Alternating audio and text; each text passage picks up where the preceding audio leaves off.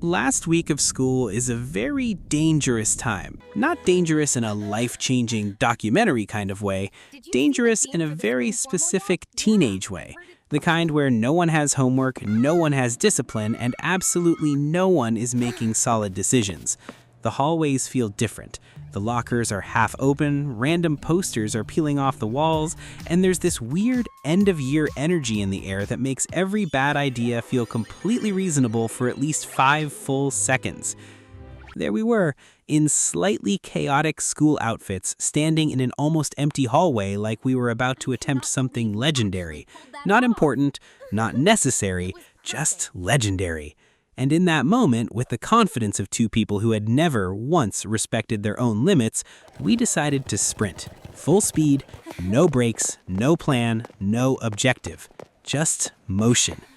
Now, I would love to tell you there was a reason. Maybe we were late. Maybe we were escaping something. Maybe this was some heroic act of urgency. It was not. We were simply running because it felt funny. Within seconds, the whole thing got out of control.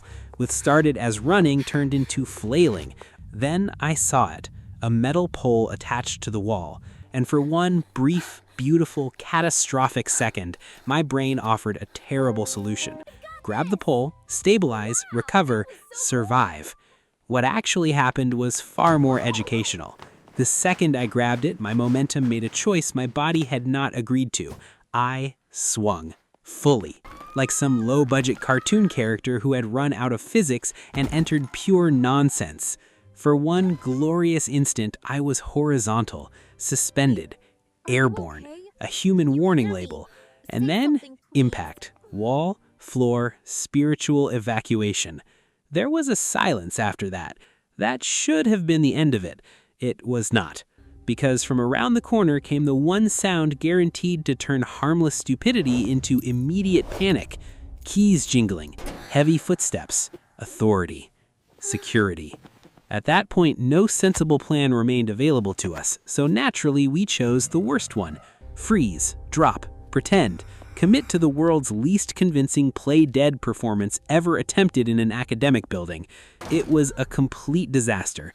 Even the floor seemed embarrassed for us. Run again. So we did. We scrambled up, turned the other way, and launched ourselves into one final uncoordinated escape attempt that somehow looked even less athletic than the first one.